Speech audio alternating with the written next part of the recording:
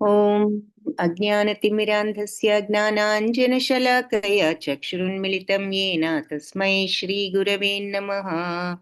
नमो ॐ विष्णुपदाय कृष्णप्रेष्ठाय भूतले श्रीमते भक्तिवेदान्ता स्वामी इति नामिने। नमस्ते सरस्वती देवी गौरवाणी प्रचारिणे निर्विशेषा शून्यवादी पाश्चात्य देशधारिणे। हे कृष्णा करुणा सिंधो दीनबंधो जगत्पते गोपेश गोपिका कांता राधा कांता नमोस्तुते। तप्त कांचन गौरांगी राधे वृंदावनेश्वरी वृषभानुसुते देवी प्रणमामि हरिप्रिये। जय श्री कृष्ण चैतन्य प्रभु नित्यानंद श्री अद्वैत गदाधरा श्रीवासादि गौर भक्त वृंद। हरे कृष्ण कृष्ण कृष्ण हरे हरे, हरे राम राम राम हरे हरे।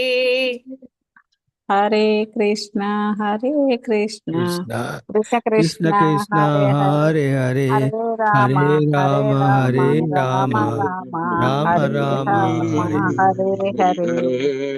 हरे कृष्ण कृष्ण कृष्ण हरे हरे, हरे राम राम राम हरे हरे। हरे हरे कृष्ण हरे हरे कृष्णा कृष्ण कृष्णा कृष्ण कृष्ण कृष्णा कृष्ण हरे हरे हरे हरे, हरे, हरे हरे राम राम हरे हरे राम, राम राम राम राम हरे हरे हरे। हरे। హరే కృష్ణ అందరికి. సో భక్తి రసామృత సింధు లెవెల్ 3 కోర్స్కి అందరికీ స్వాగతం. సో మనం ఈ భక్తి రసామృత సింధులో 4వ అధ్యాయంలో ఉన్నాము. ఈ అధ్యాయం భక్తి కంటే కూడా ముక్తి విశిష్టమైనది అనే విషయాన్ని గురించి చెప్తోంది. నిన్న మనం దాదాపు సగం పైగా ఈ అధ్యాయాన్ని చూసాము.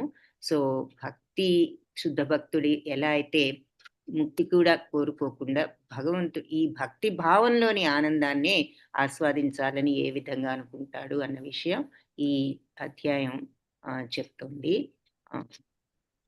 దీనికి వివిధ ఉదాహరణలు చెప్పడం జరిగింది ఇక్కడ మనకి ఆ భావాన్ని అర్థం చేసుకోవడానికి. సో భాగవతంలో ఎన్నో ఉదాహరణలు మనం ఇక్కడ చూసాం. ఏది మనం మరి పరీక్షిత్ మహారాజ్తో సుఖదేవ గోస్వామి ఈ భక్తి గురించి చెప్పడం చూసాము. ఆ తర్వాత ఏ రకంగా భగవంతుడి గుణాల వైపు ఎవరైతే ఆకర్షితులవుతారో వాళ్ళకి ఇక ఐహిక భోగాల మీద కానీ ఈ మహర్షులందరూ కోరుకునే ముక్తి మీద కానీ వాళ్ళకి కోరిక ఉండదు అనే విషయం ఆయన వివరించడం జరిగింది. ఆ తర్వాత భాగవతంలో రుద్రాసుడు కూడా ఇదే రకంగా చెప్పడం చూసాము. మరి ఇంకా ఏం చూసాము? పరమశివుడు సతీదేవితో చెప్పడం చూస్తాము భాగవతంలో 6వ స్కందంలో. సో నారాయణుడికి సేవ చేసే భక్తులు దేనికి భయపడరు అంటే, ఇక్కడ భయపడకపోవడం అంటే ఏదో నిర్లక్ష్యంతో భయం లేనితనం అని కాదు.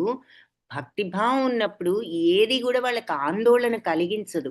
ఈ భౌతిక తత్వంలో ఉంటేనే మనకు ఆందోళన అనేది వస్తుంది. ఎవరైతే ఈ భౌతిక తత్వాన్ని నుంచి బయటపడగలుగుతారో వాళ్ళకి, అంటే ఎలా బయటపడగలుగుతారు? భగవంతుడికి కంప్లీట్‌గా పూర్తిగా శరణాగతులు అవ్వడం ద్వారా.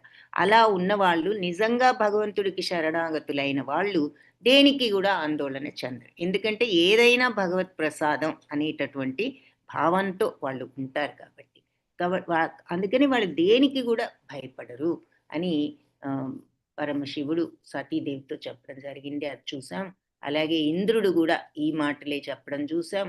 ప్రహ్లాద మహారాజు పాపం ఏమీ భగవంతుడి గురించి తెలుసుకునే అవకాశం కూడా లేని ఈ రాక్షస బాలురందరితో కూడా ఆయన ఈ భగవంతుని గురించి బోధిస్తూ, మీరు ఈ ఐహిక సుఖాల కోసం మురిసిపోతున్నారు, భగవంతుడి మీద ఆ భక్తిభావం ఏర్పడితే ఇవన్నీ కూడా తృణప్రాయాలు అని చెప్పి ప్రహ్లాదుడు వాళ్ళందరికీ భగవంతుని గురించి చెప్పడం జరిగింది.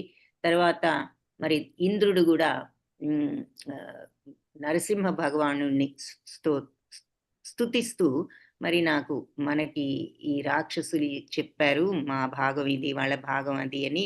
వాళ్ళు మా దగ్గర నుంచి తీసుకున్న దాని గురించి గాని, లేదంటే వాళ్ళు మాకు ఉన్నది అని చెప్పిన ఈ ఆస్తులన్నీ గూడా నీ భక్తిభావం ముందు వీటి వల్ల మాకొచ్చేటటువంటి సౌఖ్యాలన్నీ గూడా తృణప్రాయమే అని చెప్పి ఇంద్రుడు పలికిన మాటలు గూడా చూసాము. సో, ఇవన్నిటిని సారాంశం ఏం చూసాం, బ్రహ్మ మొదలు చీమ వరకు ఎవరైనా సరే ఈ భౌతిక భోగాల కోసం కాదు మనం జన్మించింది. ఏమిటి అంటే మనందరికీ పరమార్థం, జీవిత లక్ష్యం ఏమిటి అంటే మరి భగవంతుడిని పట్ల ఆ భక్తి భావాన్ని పెంచుకోవడము. ఎందుకు అంటే ఆ భక్తి భావంలోనే మనకి సంపూర్ణ ఆనందం ఉంటుంది. అదే మరి ఆహ్, ఆటోమేటిక్‌గా మోక్షాన్ని గూడా ఇస్తుంది. మోక్షం కోసం కాదు, కానీ ఆ భక్తి భావం కోసం మనం పెంచుకున్నప్పుడు ఇక అన్నీ దాని వెంటే వస్తాయి. అంటే శుభాలన్నీ గూడా ఈ భక్తి భావంతో జరుగుతాయి. అంటే ఈ భౌతిక శుభాలు కాదు, మనకుండవలసినటువంటి, మనం చేరవలసినటువంటి ఆ స్థితి అని అర్థం. సో, ఎగ్జాంపుల్ ఏం చెప్పారు, ఆహారం మనం భోజనం ఉదరానికిస్తే అన్ని పార్ట్స్‌కి వెళ్తుంది మన శరీరంలో. అన్ని భాగాలకు వెళ్తుంది. అలాగే మరి మనం భగవంతుడి పట్ల దృష్టి సారించి ఆయనని తృప్తిపరిచినప్పుడు ఇక అప్రయత్నంగానే మనకి అన్ని విషయాల్లో సమస్తము గూడా తృప్తికరంగానే ఉంటుంది. సమస్తము గూడా ఆనందమయంగానే ఉంటుంది అన్నది చూసాం. అలాగే భాగవతంలో అక్కడి వరకు గజేంద్రుడు గూడా చేసిన స్తోత్రం చూసాం. గజేంద్రుడు నాకు తెలియక నేనేదోదో అడిగాను, కానీ శుద్ధ భక్తులు వాళ్ళు ఏ రకంగా ఈ ఐహిక వాంఛలన్నిటి నుంచి ముక్తి పొందుతారు, వాళ్ళెప్పుడు గూడా దివ్యానందంలో ఉంటారు ఈ భక్తి భావంతో. నీ గుణగణాలను వాళ్ళు శ్రవణ కీర్తనల్లోనే వాళ్ళు తృప్తి చెందుతారన్నది తెలుసుకున్నాను. ఇక అటువంటి వారికి వేరే కోరుకునేది ఏది గూడా లేదు. ఆ స్థితిలో ఉన్నవాళ్ళు సమస్తాన్ని గూడా వాళ్ళు సంపాదించినట్లే. ఎందుకంటే అన్ ఏది సంపాదించినా దొరకని తృప్తి ఇటువంటి వాళ్ళకుంటుంది అని చెప్పి గజేంద్రుడు కూడా చెప్పడం. ఆ తర్వాత భగవంతుడు విష్ణుమూర్తి దుర్వాసమునితో గూడా చెప్పడం జరిగింది. ఏది, ఈ 5 రకాల ముక్తులు గూడా వాళ్ళు శుద్ధ భక్తులు దేనిని కోరరు అని ఆయన స్వయంగా చెప్పడం జరిగిందనమాట. వాళ్ళు ఈ ఐహిక ఐశ్వర్యాలేమిటి, ఆఖరికి ముక్తిని గూడా వాళ్ళు తృణప్రాయంగా చూస్తారు అని. అలాగే నాగపత్నులు వాళ్ళంతా గూడా భగవంతుడిని మరి స్తుతిస్తూ ఏది కాళిందుడి యొక్క భార్యలు. నీ చరణ కమల ధూళి ఎంత ప్రభావం ఉందంటే ఆశ్చర్యకరమైన ప్రభావం ఉన్నది నీ చరణ కమల ధూళికి. అంటే భగవంతుడి పాద పద్మాల దగ్గర ధూళి ఎంత ఆశ్చర్యకరమైన ప్రభావం ఉన్నది అంటే, అది ఎవరికైనా సోకింది అంటే ఆ భాగ్యశాలి మరి స్వర్గలోకాల కోసం గాని, సర్వలోకాల ఆధిపత్యం కోసం గాని, యోగిక సిద్ధత్వం కోసం గాని, ఆఖరికి భవబంధ విమోచనం కోసం కూడా వాళ్ళు ఆరాటపడరు. కాబట్టి నీ పాదాల యొక్క ధూళిని, నీ పాదకమల రజాన్ని ఆరాధించే వ్యక్తి ఈ మిగిలిన సిద్ధులన్నిటిని కూడా తృణప్రాయంగా చూస్తాడు అని చెప్పి ఈ నాగపత్నులందరూ కూడా భగవంతుణ్ణి స్తుతించారు ఈ రకంగా. ఇలాంటి భావమే మరి భాగవతంలో ఇంకా ఏం చెప్తున్నారు, 10వ స్కందం 87వ అధ్యాయంలో 21st శ్లోకలో దాదాపు అక్కడి నుంచి కొన్ని శ్లోకాల్లో శృతులు అంటే ఏమిటి అంటే వేదాలు, వేదములను శృతులు అని అంటూ ఉంటాం. సో శృతులు స్మృతులు అని చెప్పి అంటూ ఉంటారన్నమాట. శృతులు అంటే వేదములు, మరి స్మృతులు అంటే ఈ పురాణాలు, భాగవతం, ఈవెన్ భారతం, వీటిని స్మృతులు అంటారు. ఈ శృతులు అంటే మనం అందులో ఉన్నదాన్ని మనం చదివి ఉన్నది ఉన్నట్లుగా మనం అర్థం చేసుకోవడం. సో వేద పురుషులు ఈ భాగవతంలో శృతులు అంటే వేదాల్లో వేద పురుషులంతా భగవంతుడిని ఏం ప్రార్థించారు, ప్రభు ఈ ఆధ్యాత్మిక జ్ఞానం అలవర్చుకోవడం చాలా దుర్లభం. అంత ఈజీ కాదు. చాలా దుర్లభమైన కార్యం. ఎందుకంటే మనందరికీ కూడా తెలుసు. ఇంత చదువుకున్నా, ఇన్ని చెప్పుకుంటున్నా ఆ స్పిరిచ్యువల్ నేచర్‌లోకి వెళ్ళడం, ఆ ఆధ్యాత్మిక ఆహ్, తత్వంలోకి వెళ్ళగలగడం చాలా కష్టం. దుర్లభం. అసలు చాలా ఎన్నో జన్మలకు గాని సాధ్యం గాని కార్యం. అలాంటి రహస్యమైన ఈ ఆధ్యాత్మిక జ్ఞానాన్ని మాకు వివరించడానికి నువ్విలా నిజ రూపంతో వచ్చావు. మరి శ్రీకృష్ణుడితో అంటున్నారనమాట. కాబట్టి ఈ భోగాలన్నిటిని గూడా సన్యసించి ముక్తులైనటువంటి గురువులను ఆశ్రయించిన నీ భక్తులు నీ సేవలో పూర్తిగా నిమగ్నమై ఎలాంటి ముక్తులను వేటిని గూడా లెక్క చేయరు అని చెప్తున్నారు. సో, హ్మ్. అంటే అన్ని భోగాల్ని సన్యసించిన ముక్తులు కొందరుంటారు గురువులు. వాళ్ళు వాళ్ళని ఆశ్రయించినటువంటి అటువంటి గురువుల్ని ఆశ్రయించిన నీ భక్తులు ఇక నీ భక్తి భావంలో నిమగ్నమై ఎలాంటి ముక్తులను గూడా వాళ్ళు లెక్క చేయరు. సో, వీటన్నిటిని మనం చూస్తున్నాం. ఎన్నో ఎగ్జాంపుల్స్‌ని. అలాంటి భక్తిలో నిజమైన భక్తిలో ఆనందాన్ని హ్మ్. అనుభవించే భక్తుడు ఇక వేరే ఏది కూడా కోరుకోడు. ముక్తిని గూడా కోరుకోడు. ఐహిక సుఖాలు సరే, ముక్తిని గూడా కోరుకోడు అంటున్నారు. సో, ఇక్కడ ఈ శ్లోకంలో అర్థం చెప్పడంలో ఈ శ్లోకానికి అర్థం చెప్పడంలో మనం ఏంటంటే ఆధ్యాత్మిక జ్ఞానం అంటే జీవిత పర జీవాత్మను, పరమాత్మల్ని గుర్తించే జ్ఞానం అని మనం గ్రహించాలంటున్నారు. అంటే జీవాత్మ, పరమాత్మ గుణాల్లో ఒకటే. అందుకే ఇద్దరిని గూడా బ్రహ్మం అని, ఆత్మని అంటున్నాం కదా! భగవంతుడికి మరి జీవులకు గూడా గుణంలో హ్మ్, తేడా లేదు. అంటే హ్మ్, మరి హ్మ్, అంటే ఆత్మలో తేడా లేదు గదా! మరి ఆత్మ ఎప్పుడూ సచ్చిదానందమే. మన మనస్సు తో ఉండొచ్చు. బుద్ధి కల్మషంతో ఉండొచ్చు. కానీ ఆత్మ ఎప్పుడూ గూడా కల్మషరహితంగానే ఉంటుంది. కల్మషం లేకుండానే ఉంటుంది. అందుకే ఆత్మ భగవంతుడి తత్వము. అందుకే ఆత్మ భగవత్ లక్షణాలతో ఉంటుంది. కాబట్టి అందుకే ఆత్మని గాని, పరమాత్మని గాని బ్రహ్మం అంటాము. ఆత్మ అంటాము. కానీ ఈ బ్రహ్మ జ్ఞానాన్ని అర్థం చేసుకోవడం దుర్లభం అంటున్నారనమాట. సో, ఎంతోమంది తత్వవేత్తలు కూడా ఈ ఆత్మతత్వ విచారంలో నిమగ్నం అయ్యారు గానీ, ఎటువంటి ప్రగతిని గూడా సాధించలేకపోతున్నారు. నూటికొకడు ఏదన్నా ఈ ఆధ్యాత్మిక జ్ఞాన సాధనకు అసలు పూనుకోవడమే నూటికొకళ్ళు. ఎందుకంటే చాలామంది ఆధ్యాత్మికత వైపు గూడా తిరగడం చాలా తక్కువ. ఎక్కడో ఒకరు తిరుగుతూ ఉంటారు. అలా ఎక్కడో నూటికొకళ్ళు ఆధ్యాత్మిక జ్ఞాన సాధన వైపు హ్మ్, ప్రయత్నం చేస్తారు. అలా ప్రయత్నం చేసిన వాళ్ళల్లో గూడా మరి నూటికి, కోటికి ఒక్కళ్ళకే భగవత్తత్వం అర్థమవుతుంది. మ మనుష్యానాం సహస్రేషు కశ్చిద్ యతతి సిద్ధయే యతతాం అతి సిద్ధానాం కశ్చిన్ యతతి అంటే వేలాది మంది మనుషుల్లో ఎవరో ఒకళ్ళే ఈ సిద్ధత్వం కోసం ప్రయత్నిస్తారు. వాళ్ళల్లో గూడా నన్ను తెలుసుకున్న వాళ్ళు ఎవరో ఒక్కరే అని జెప్పి 7th చాప్టర్‌లో భగవంతుడు చెప్పటం చూస్తాం భగవద్గీతలో. కాబట్టి ఈ శ్లోకం వల్ల ఈ ఆధ్యాత్మిక జ్ఞానం అనేది ఎంత అరుదు అన్నది మనకి అర్థమవుతుందనమాట. కాబట్టి ఆ జ్ఞానాన్ని సులభంగా సమకూర్చడానికి స్వయంగా భగవంతుడే నిజ రూపంతో అవతరించి తన మిత్రుడైన అర్జునుడికి ప్రత్యక్షంగా ఆ జ్ఞానాన్ని ఉపదేశించి, తద్వారా అందరికీ గూడా ఆ జ్ఞానం లభించేటట్లుగా చేశారు. మరి భగవంతుడు ఏ రకంగా మనం ఈ జ్ఞానాన్ని సంపాదించొచ్చో ఆయనే స్వయంగా చెప్పడం జరిగింది. కాబట్టి ముక్తి అనేది ఈ ఐహిక భోగాలన్నిటిని వదులుకోవడం అని గూడా ఈ శ్లోకం వివరిస్తోంది అని చెప్తున్నారు. మరి ఐహిక భోగాలతో మనం అందరం గూడా సంతుష్టులం అవుదామని అనుకుంటున్నాము.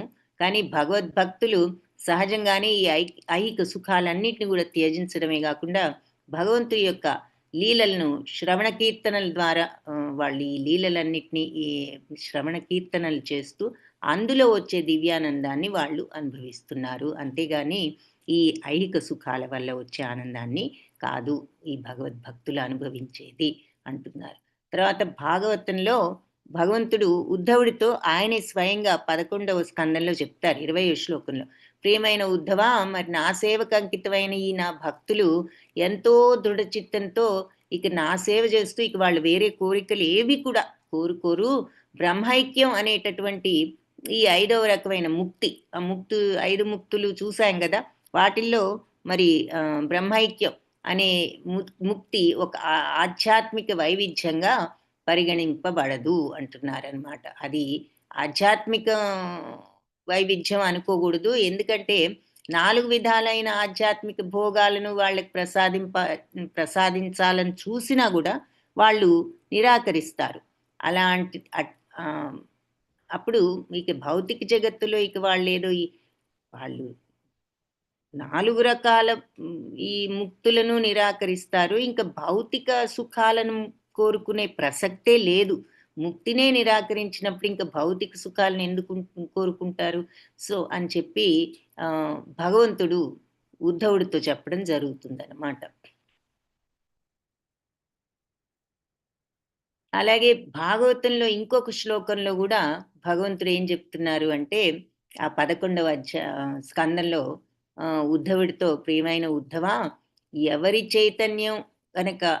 చైతన్యం అయితే నన్ను గురించిన ఆలోచనలతో, లీలతో పూర్తిగా మునిగిపోయి ఉంటుందో" అంటే ఎవరైతే వాళ్ళ చైతన్యాన్ని అంటే వాళ్ళ యొక్క బుద్ధిని, మనస్సును కంప్లీట్‌గా నా యొక్క ఆలోచనల మీద, నా లీలల మీద వాళ్ళు హ్మ్, హ్మ్, లగ్నం చేసినప్పుడు అలాంటి భక్తుడు బ్రహ్మదేవుడి పదవిని గాని, దేవేంద్రుడి పదవిని గాని, సకల లోకాధిపత్యాన్ని గాని, 8 విధాలైన యోగ శక్తులను, యోగ సిద్ధులను గాని, ఆఖరికి మోక్షాన్ని గాని కోరుకోడు. సో, ఈ భక్తిలో నిమగ్నమైన వాడికి మరి వేటిని గూడా కోరుకోడు. ఎంత గొప్ప పదవిని కోరుకోడు, ఆఖరికి మోక్షాన్ని గూడా కోరుకోడు అని చెప్పి. అంటే భక్తిలో ఉన్నటువంటి విశిష్టత అదనమాట. సో, భాగవతంలో ఇంకా 12వ స్కందంలో ఏం చెప్పారు అంటే, ఇది పరమశివుడు సతీదేవితో ఆయన చెప్తున్నారు. ఏమని? దేవి ఈ గొప్ప మార్కండేయుడు గురించి, ఈ గొప్ప బ్రాహ్మణుడైన మార్కండేయ ముని భగవంతుడి పట్ల ఎంతో భక్తి విశ్వాసాలు ఉన్నవాడు. అందుకే ఈ భవబంధాల వంటి హ్మ్, ఏదో ఈ భవబంధాలు నుండి విమోచనం పొందాలి అనేటటువంటి విషయాలకు వేటికి గూడా అతను ఆశపడడు అంటున్నారనమాట. సో, ఆ మార్కండేయుడనే భక్తుడు ఎంతో భక్తుడు గాబట్టి భవబంధ విమోచనలను గూడా అతను కోరుకోడు. అంటే అదొక ఎగ్జాంపుల్. నిజమైన భక్తుడికి భవబంధాలు, వీటి నుంచి విమోచనం గావాలి, ముక్తి గావాలి, ఇటువంటివన్నీ గూడా వాళ్ళకి రావు ఈ ఆలోచనలు. వాళ్ళకి మనస్సంతా ఆ భగవంతుడి మీద ధ్యానంతో, ఆ శ్రవణ, కీర్తన, మననాలతోనే వాళ్ళ మనస్సంతా ఆనందంలో తేలియాడుతూ ఉంటుందన్నమాట. సో, ఆ విషయం మనం ఎన్నో ఉదాహరణలతో చూస్తున్నాం. అదే భగవంతుడు కూడా భాగవతంలో చెప్పడం జరిగింది. శ్రీకృష్ణుడు చెప్పడం, పరమేశ్వరుడు సతీదేవితో చెప్పడం, ఇంకా పద్మపురాణంలో కార్తీక మాసం అంటే అక్టోబర్, నవంబర్ నెలల్ని కార్తీక మాసం అంటాం గదా! ఆ కార్తీక మాసంలో ఆహ్, చేసేటటువంటి ఒక ఉత్సవాన్ని వర్ణించారు పద్మపురాణంలో. ఏమిటి? ఆ మాసాలలో బృందావనం మరి నిత్యము భగవంతుడి దామోదర రూపంలో హ్మ్. బృందావనంలో భగవంతుడిని దామోదర రూపంలో అర్చిస్తూ ఉంటారు. ఈ హ్మ్. ఏది కార్తీక మాసంలో. సో, అంటే మనం దామోదరాష్టకం మీ అందరికీ తెలిసే ఉంటుంది గదా! ఆ దామోదరాష్టకంతో ఆ కార్తీక మాసంలో భగవంతుడిని అర్చిస్తూ ఉంటారు బృందావనంలో. అయితే భగవంతుడు మరి అది ఏమిటి అంటే దామోదర అనే పేరెందుకొచ్చింది? శ్రీకృష్ణుడు మరి చిన్నప్పుడు యశోదాదేవి ఆయన్ని త ఒక తాడుతో రోటికి కట్టేయడం జరిగింది. అందుకని దానిని దామోదర రూపం అంటారనమాట. దామ అంటే తాడు, ఉదరము అంటే స్టమక్. సో, ఆయన ఉదరాన్ని ఆవిడ ఆ రోలుకి వేసి కట్టేయడం జరిగింది గాబట్టి అంటే శ్రీకృష్ణుడి అల్లరి చేష్టలకు విసుగు చెంది ఆవిడ ఈ త్రాటితో రోలుకి కట్టివేయడం, అట్లా కట్టివేయబడ్డ శ్రీకృష్ణుడిని దామోదరుడు అంటారు. అంటే తాటితో ఉదరాన్ని కట్టివేయబడ్డవాడు అని. సో, కార్తీక మాసంలో ఈ దామోదరుణ్ణి ఏమని ప్రార్థించాలంటున్నారు అంటే, ప్రభూ నీవు ఈ విశ్వమంతటికి గూడా ఈశ్వరుడువు, సకల వరప్రదాతవు మరి అని చెప్పి ఆయన్ని ప్రార్థించాలి అంటున్నారు.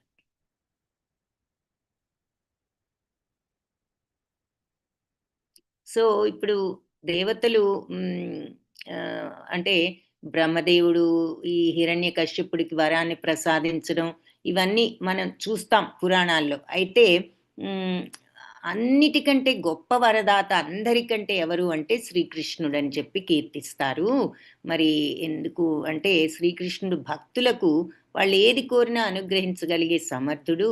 అయినా గూడా భక్తులు నిజమైన భక్తులు ఏది కోరుకోకుండా ఆయన్ని ఈ రకంగా వేడుకుంటారు. ఏమని? ముక్తి గాని, ఐహిక భోగాలు గాని మాకక్కర్లేదు. మేము వాటిని అర్థించం. మేము నిన్ను అర్థించే వరం ఒక్కటే. ఏమిటి అంటే, ఇప్పుడు నిన్ను చూస్తున్న ఈ దామోదర రూపాన్నే ఎల్లప్పుడూ మేము స్మరించగలిగేటట్లు అనుగ్రహించు. నీ సోయగం, ఆకర్షణ ముగ్ధులమై మా మనస్సు ఈ రూపాన్ని తప్ప ఇంక ఏదీ గూడా ఆశించదు అనే ప్రార్థన ఒక శ్లోకంలో ఉన్నది. ఈ దామోదరాష్టకంలో 7వదనమాట ఆ శ్లోకం. సో, ప్రభు దామోదర నీవు నందమహారాజు ఇంట్లో మరి అల్లరి బాలుడుగా విహరిస్తున్నప్పుడు ఒక పెరుగు భాండం అంటే ఒక పెద్ద పెరుగు గిన్నెను పగలగొట్టడం జరిగింది. అందుకే యశోదామాత నువ్వు ఏదో అల్లరి చేస్తున్నావని ఒక త్రాటితో ఈ రోలుకి కట్టివేయడం జరిగింది. అప్పుడు నువ్వు శాపవశాత్తు నందమహారాజ్ ప్రాంగణంలో అర్జున వృక్షాల్లాగా ఉన్నారు. ఎవరు? కుబేరుడి పుత్రులైన నలకూబరుడు, మణిగ్రీవుడు. వీళ్ళిద్దరూ మరి శాపంతో అలా అక్కడ ఉన్నారు. వాళ్ళకి శాప విమోచనాన్ని భగవంతుడు కలిగించడం జరిగిందనమాట. అది ఆ విషయం వీళ్ళు ఈ దామోదర అష్టకంలో చూస్తాం. ప్రేమతో ఉన్న నీ లీలలు అలాగే లీలలతో నువ్వు నన్ను కూడా అనుగ్రహించమని మాత్రమే నిన్ను అర్థిస్తున్నాను అని చెప్పి ప్రార్థిస్తారు అని చెప్పి ఆ దామోదర అష్టకంలో ఒక ప్రార్థన అదనమాట. సో, నేను ఆ ప్రేమతో కూడిన నీ లీలలతో నన్ను అనుగ్రహించు. ఇదే నా ప్రార్థన అని దామోదర అష్టకంలో చూస్తాం. సో, ఈ శ్లోకంలో చెప్పబడ్డ కథ గురించి మళ్ళీ వివరంగా చెప్పాలి అంటే, దేవతలకు మరి ట్రెజరరు అంటే ధనాధార అధిపతి ఎవరు అంటే కుబేరుడు. ఆయనకి 2 కుమారులు. వాళ్ళిద్దరూ మరి నలకూబరుడు, మణిగ్రీవుడు. వీళ్ళిద్దరూ ఒకరోజు తండ్రి ఐశ్వర్యం ఉన్నది గదా అని కొంచెం గర్వంతో మరి మన వైపు కూడా మనం చూస్తూ ఉంటాం. కొంచెం రిచ్ ఫ్యామిలీస్‌లో ఉన్న పిల్లలు ఒక్కొక్కసారి ఆ రకమైన మనస్తత్వంతో కనపడుతూ ఉంటారు. అలాగే వీళ్ళు గూడా తండ్రి ఐశ్వర్యాన్ని చూసుకొని గర్వపడుతూ ఉండేవారట. అలా ఒకప్పుడు మరి ఊర్ధ్వలోకంలో వీళ్ళు అంటే దేవలోకంలో ఒక సరోవరంలో ఉన్న దేవతా స్త్రీలతో వీళ్ళు రాసక్రీడలు, జలక్రీడలు ఆడుతున్నారు. అయితే ఆ సమయంలో అటునుంచి నారద మహర్షి వెళ్ళడం జరుగుతుంది. వెళ్ళి ఈ కుబేరుడు పుత్రుల ప్రవర్తన చూసి ఆయన విచారించారు. ఏమిటి వీళ్ళు మరి అది అంటే సరి అయిన ప్రవర్తన కాదు కాబట్టి. అయితే నారదుడు ఆ పక్కగా వెళ్ళటం చూసి ఈ దేవతా స్త్రీలంతా వెంటనే దుస్తులు ధరించి కొంచెం ఆయనకి మర్యాద పూర్వకంగా ఉండాలని వాళ్ళు ఆ రకంగా వెంటనే లేవడం, ఆ దుస్తులు ధరించడం జరిగింది. కానీ ఈ కుబేర పుత్రులు మాత్రం వాళ్ళు ఈ సురాపానం మత్తులో ఉన్నారు. కాబట్టి ఆ మత్తుతో వాళ్ళు అశ్లీలంగా ప్రవర్తిస్తారు నారద మునిని చూసి. సో, వాళ్ళ ప్రవర్తన పట్ల ఆగ్రహంతో నారదులు వారు శపిస్తారు. ఏమని? మీరు ఉచితానుచితాలు తెలియని వాళ్ళు, అంటే మంచి చెడు విచక్షణ లేని వాళ్ళు. అందుకని మీరు కుబేరు పుత్రులుగా ఉండటం కంటే వృక్షాలుగా జన్మించడం మేలు అని చెప్పి ఆయన శపించడం జరుగుతుంది. సో, ఆ శాపాన్ని విని కుబేర పుత్రులందరికీ కూడా పశ్చాత్తాపం కలిగి నారదుణ్ణి క్షమించమని కోరుకుంటారు. అప్పుడు నారదులు ఏమంటారు అంటే, మీరు అర్జున వృక్షాలై జన్మించడం తప్పదు. నేను శపించాను కాబట్టి మీరు ఎలాగూ ఆ వృక్షాలు అవ్వవలసిందే. అయితే నందమహారాజ్ ప్రాంగణంలో మీరుంటారు. కొంతకాలానికి శ్రీకృష్ణుడు అవతరించి నందమహారాజుకి పెంపుడు బిడ్డగా మీకు శాప విమోచనాన్ని అనుగ్రహిస్తాడు అని చెప్పి చివరికి ఆయన వాళ్ళు ప్రార్థిస్తే ఆయన చెప్పడం జరిగింది. సో, ఒక విధంగా నారదుడి శాపం ఈ కుబేరుడి పుత్రులకు వరంగానే అయింది అంటున్నారు. ఎందుకు? శ్రీకృష్ణుడి అనుగ్రహం వారిపై ప్రసరింపగలదని ముందుగానే వాళ్ళకి జోస్యం చెప్పినట్లయింది. సో, మరి భగవద్ అనుగ్రహంతో వాళ్ళు శాప విమోచనం పొందారు.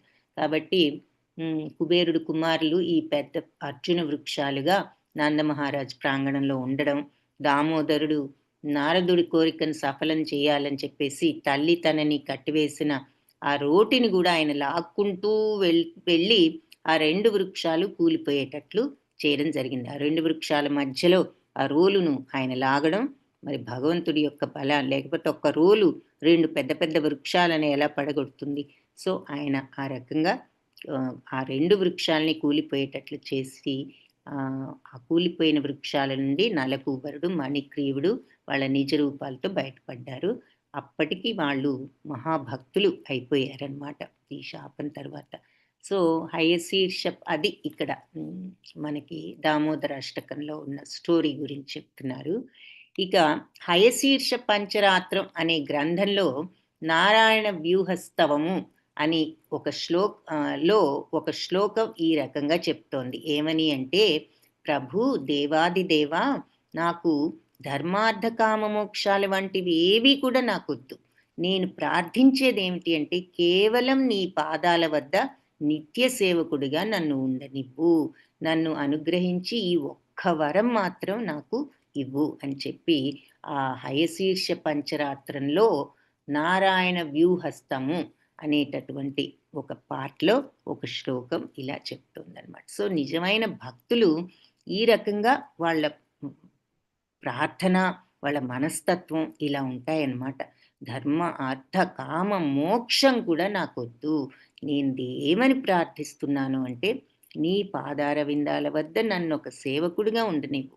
నన్ను అనుగ్రహించి ఒక్క వరాన్ని ప్రసాదించు. సో మీలో ఎవరైనా ముకుందమాల చదివినట్లయితే ఆ ముకుందమాలను ముకుందమాలలో ఏముంటుంది అంటే, కులశేఖర ఆళ్వారు అనే ఆయన ముకుందమాలను రచించాడు. ఈ కులశేఖర ఆళ్వారు ఒక పెద్ద రాజు, ఆయన తమిళ దేశంలో. అయితే అంటే ఈరోజు తమిళనాడు ప్రాంతంలో పెద్ద రాజు, ఆయన అత్యంత భక్తుడు అనమాట.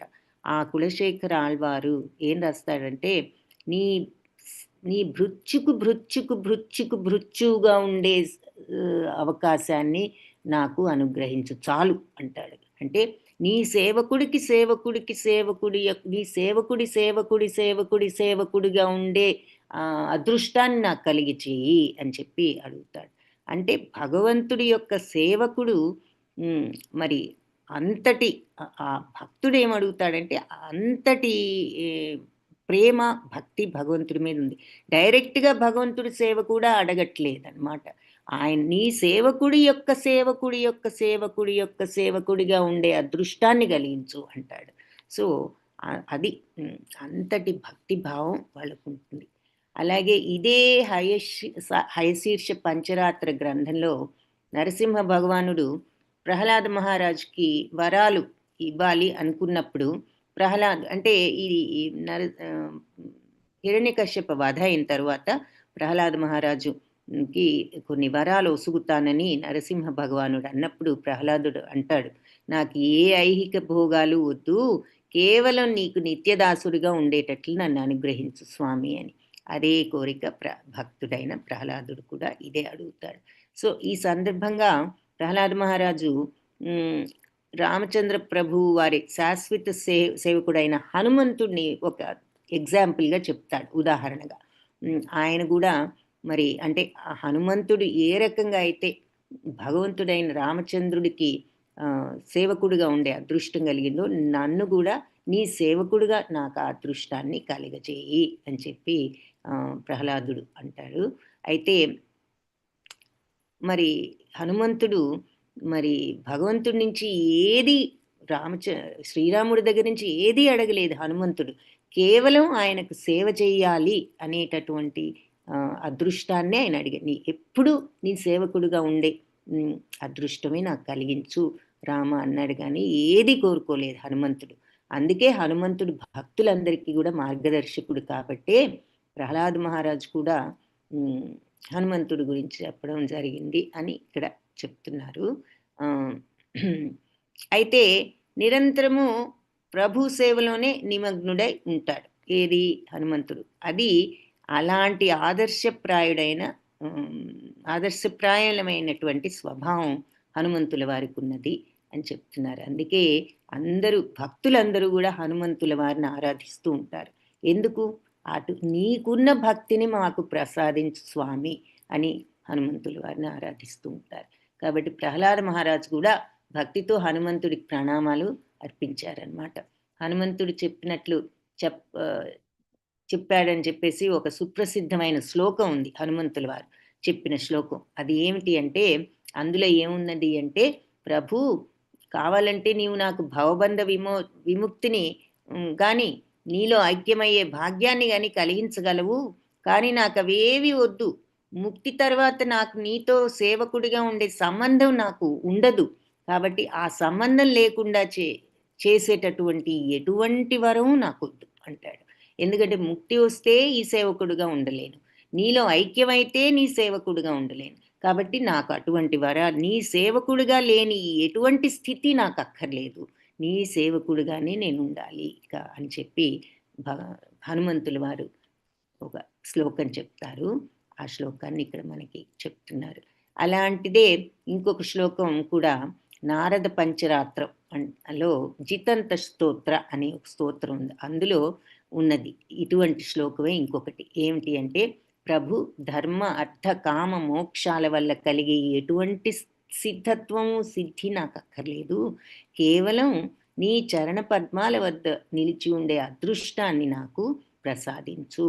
సాలోక్యం అంటే భగవంతుడితో కలిసి ఆయన లోకంలో ఉండటం, సారూప్యం అంటే భగవంతుడితో సమానమైన రూప లక్షణాలు ఉండడం. అందుకే వైకుంఠంలో వాళ్ళందరూ అదే రూపంలో ఉంటారు 4 చేతులతో. ఇటువంటి ముక్తులేవి నేను కోరుకోను, కేవలం ప్రేమపూర్వకమైనటువంటి నీ సేవలో నేను నిమగ్నమయ్యే భాగ్యాన్ని మాత్రమే నేను కోరుకుంటాను అని చెప్పి నారద పంచరాత్రంలో కూడా ఒక శ్లోకం ఉన్నదన్నమాట. సో ఇలా ఇంకా భాగవతంలో పరీక్షిత్ మహారాజు సుఖదేవ గోస్వామిని ఈ రకంగా ప్రశ్నిస్తాడు.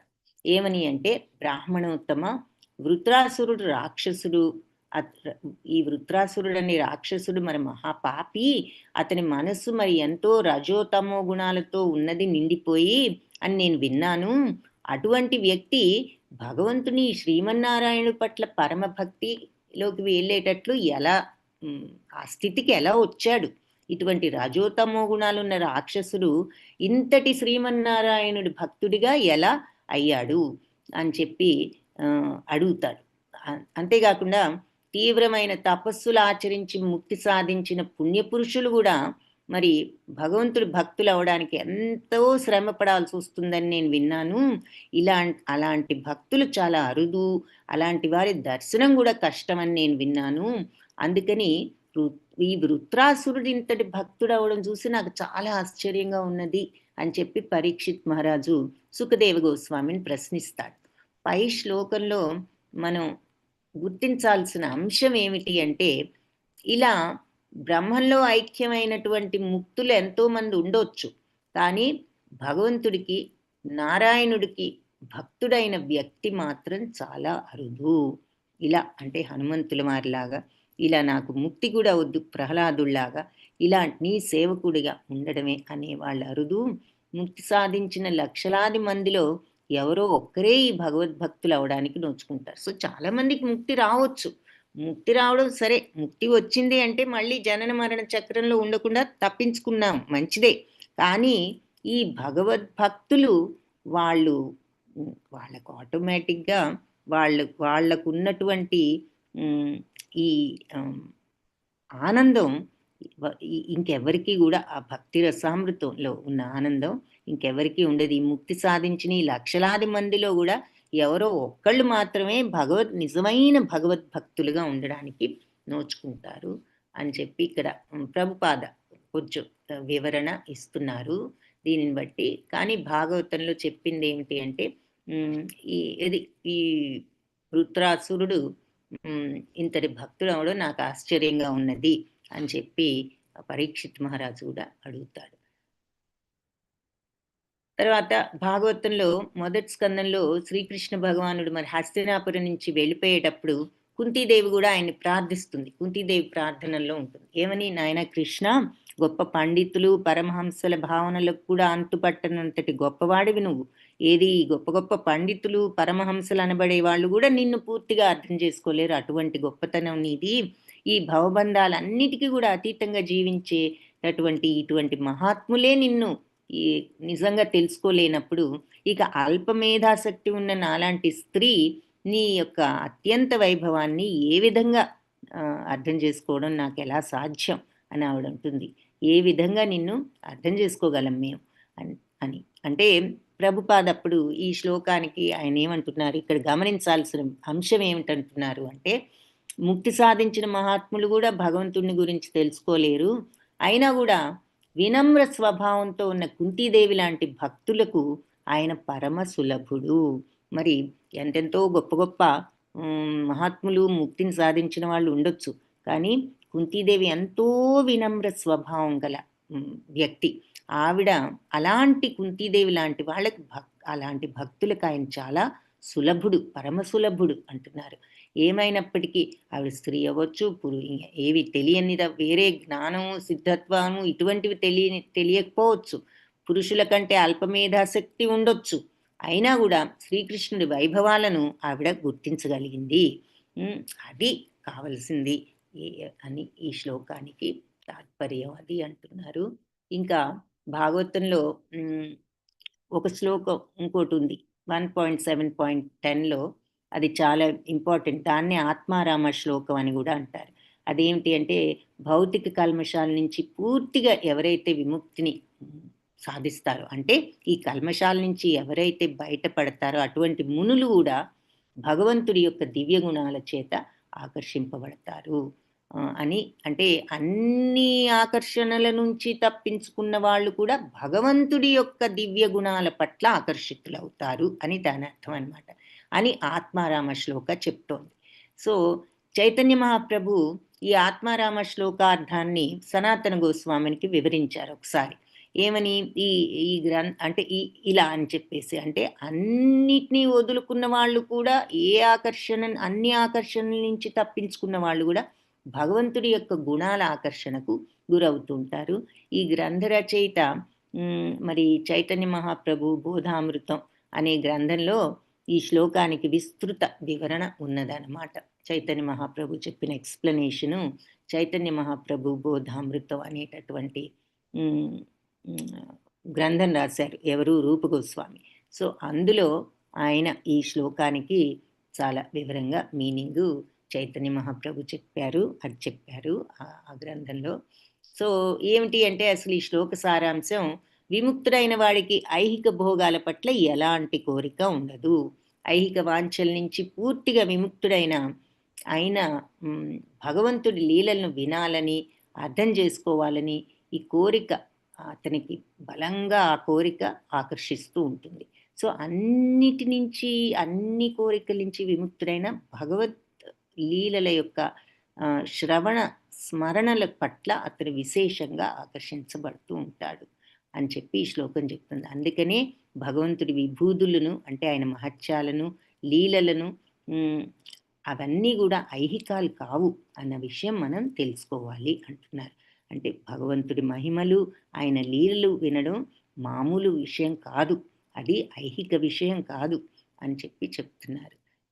ఎందుకంటే అన్ని బంధాల నుంచి విముక్తులైన ఈ ఆత్మారాములు కూడా మరి భగవద్లీలలచే ఆకర్షింపబడుతున్నారంటే ఆ భగవద్లీలలు ఎంత మహత్యంతో కూడుకున్నవో మనం అర్థం చేసుకోవాలి. ఈ శ్లోకంలో ఉన్న కీలకమైన అంశం అది.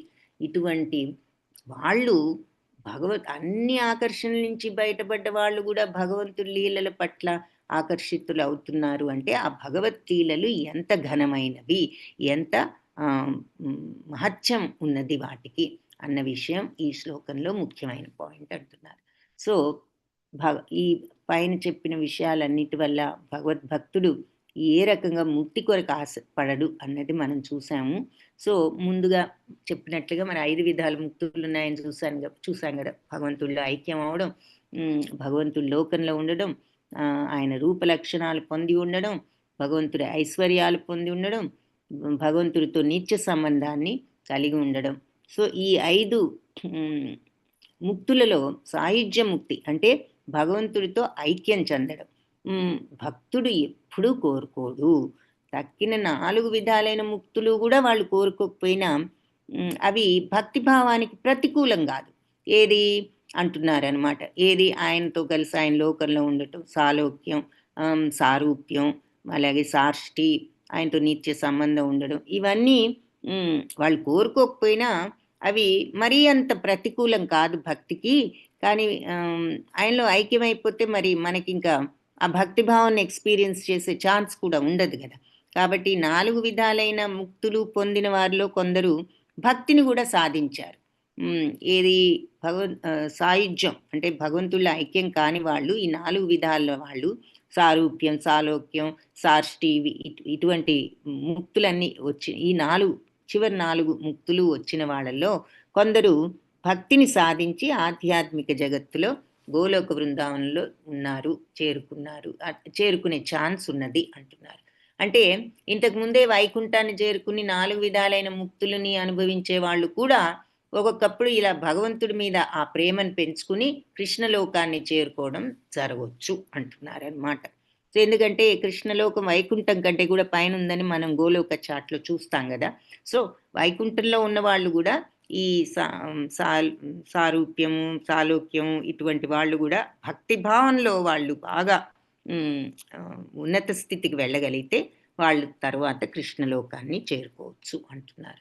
కాబట్టి 4 విధాల ముక్తులు సాధించిన వాళ్ళు ఇంకా అస్తిత్వ దశలో ఉన్నవారే బిగినింగ్‌లో వాళ్ళు భగవంతుడి విభూతులను కోరుకోవచ్చు ఆయన మహత్యాలను. కానీ పరిణితి చెందిన తరువాత మాత్రం బృందావనంలో భగవంతుడి పట్ల వాళ్ళు భగవంతుడి పట్ల వాళ్ళలో నిద్రాణమై ఉన్న కృష్ణ ప్రేమ వాళ్ళకి బయటపడుతుంది.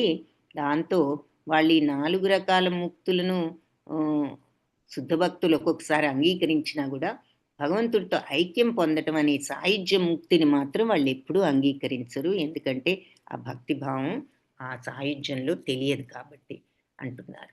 సో, భగవంతుడికున్న ఈ భక్తులన్నిట్లో ఆయన దివ్య స్వరూపమైనటువంటి బృందావనంలో కృష్ణ రూపం పట్ల ఆకర్షింపబడే భక్తులు అగ్రశ్రేణి భక్తులు. అలాగే భక్తులను వైకుంఠంలోని ఐశ్వర్యాలు గాని, శ్రీకృష్ణుడు పాలించిన ద్వారకలోని ఐశ్వర్యాలు గాని ఆకర్షించవు వాళ్ళను. శ్రీకృష్ణుడు బాలుడుగా తన యొక్క లీలల్ని ప్రదర్శించే దివ్య స్థలమే బృందావనం. కాబట్టి ఈ ప్రపంచం అంతట్లో గూడా అది సర్వోత్తమ లోకంగా పరిగణించబడుతుంది. ఆ బృందావనమే మరి ఈ భౌతిక జగత్తులో ప్రదర్శించబడ్డప్పుడు దానిని గోకులం అంటున్నాము. అలాగే ఆధ్యాత్మిక జగత్తులో అది గోలోకం లేదా గోలోక బృందావనం అని పిలువబడుతోంది అని చెప్తున్నారు. సో, శ్రీకృష్ణుడి లీలల పట్ల అంటే భౌతిక జగత్తులో ఉంటే గోకులం అంటున్నాము. అదే ఆధ్యాత్మిక జగత్తులో గోలోక బృందావనం అంటున్నాం. శ్రీకృష్ణ లీలల పట్ల ఆకర్షింపబడే భక్తులు అత్యున్నత స్థాయికి చెందిన భక్తులు అని రూప గోస్వామి నిర్ణయించారు అని చెప్తున్నారు. సో, భగవంతుడి యొక్క ఆ ప్రత్యేక రూపం పట్ల ఆకర్షితుడైన భక్తుడు ఇక ఇతర రూపాల పట్ల ఆకర్షించబడటానికి కూడా ఇష్టపడడు. ఉదాహరణకు హనుమంతుడు శ్రీరామచంద్రుడి భక్తుడు. శ్రీరామచంద్రుడికి నారాయణుడికి భేదం లేదని ఆయనకు తెలుసు. అయినా గూడా ఆయన శ్రీరామచంద్ర ప్రభువు సేవ చేయడమే కోరుకుంటాడు. కాబట్టి ఒక ప్రత్యేక భక్తుడికి ఒక ప్రత్యేక రూపం పట్ల ప్రత్యేకమైన ఆకర్షణ ఉంటుంది అని మనకి అదే కారణం. ఇక ఆయనకు ఆ రామచంద్ర రూపం మీదే ఆయన ఆకర్షణ. అలాగే అది దేవదేవుడికి ఎన్నో రూపాలున్నాయి. కానీ కృష్ణ రూపమే నిజమైన స్వరూపము. దేవాది దేవుడి ఎన్నో రూపాలను కొలిచే భక్తులందరూ గూడా సమానమైన శ్రీకృష్ణ రూపాన్ని కొలుస్తూ భక్తులు భక్తి పరంపరలో సర్వోత్కృష్టులని అంటే ఎవరైతే ఎన్నో రూపాలు ఉన్నాయి భగవంతుడికి శ్రీకృష్ణ రూపాన్ని కొలిచే భక్తులు మాత్రం భక్త పరంపర అంతట్లో కూడా ఉన్నతులు సర్వోత్కృష్టులు అని చెప్పబడింది అంటున్నారు. హరే కృష్ణ. ఇది ఇంతటితో మనం ముక్తి కంటే భక్తి విశిష్టం అనేటటువంటి 4వ అధ్యాయాన్ని కంప్లీట్ చేశాము. రేపు ఈ భక్తి యొక్క సేవ, భక్తి యొక్క పవిత్రత ఏమిటి అనేది 5th చాప్టర్, అది రేపు చూద్దాం. సో, వెరీ వెరీ చాలా భక్తి భావం గురించి ఎంతగానో చెప్పినటువంటి పుస్తకం ఈ భక్తి రసామృతం. సో, భక్తిలో ఉన్న పవిత్రత ఎలా ఉంటుంది? భక్తి భావంలో ఉన్నటువంటి ఆ పవిత్రత అనేది రేపు చూద్దాం. సో, హరే కృష్ణ అందరికీ. మరి ఇంతటితో క్లాసు ముగిద్దాము. వాంఛాకల్పతరుభ్యశ్చ కృపా సింధుభ్య ఏవ చ పతితానాం పావనేభ్యో వైష్ణవేభ్యో నమో నమః. హరే కృష్ణ. ప్రభుజీ క్వశ్చన్స్ ఏమైనా ఉంటే చూద్దాము. ప్రభుజీ